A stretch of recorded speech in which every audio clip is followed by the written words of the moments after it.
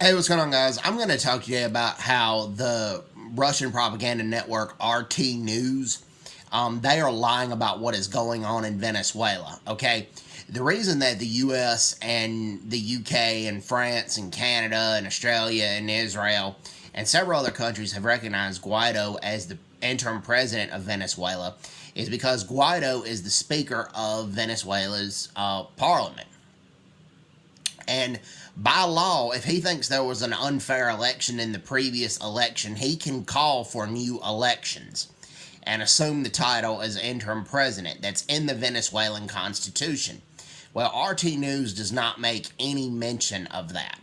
Also, RT News claims that there have been talks with U.S. corporations about getting a hold of Venezuela's gold and Venezuela's resources. Venezuela has been in that is not going on right now. The reason that the U.S. has put sanctions on Venezuela and wants Maduro removed is because Venezuela is in a heavy alliance with Iran, and people from Iran, when they come to the Caracas International Airport in Venezuela, they have a separate entrance. They have a separate area that they go to, and they get VIP-like treatment. And Iran has ties to Hezbollah and several terrorist organizations that try to cross the U.S.-Mexico border.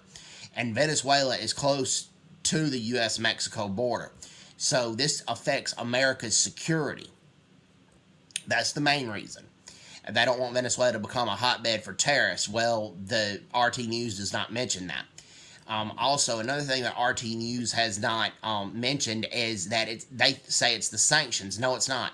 Venezuela has been in economic crisis long before there have been sanctions. Venezuela's public hospitals have been not had basic medicines, even aspirin, way before the sanctions took place. The mental hospitals had no mental health medicine. They were basically treated like prisons and dungeons, locking patients up.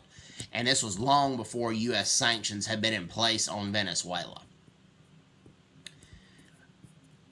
So, and also recently, RT News has been silent on this, but Venezuela has blocked aid coming from the Colombia border. They blocked U.S. And Western aid coming from the Colombia border. And this aid has not manifested itself in military intervention. There was specific policy not to use military vehicles to distribute this aid to the Venezuelan people. They were not going to use military vehicles. So, Maduro's lying and RT News is lying. So, everybody's doing well. Take care. God bless them. Bye-bye. Bye-bye.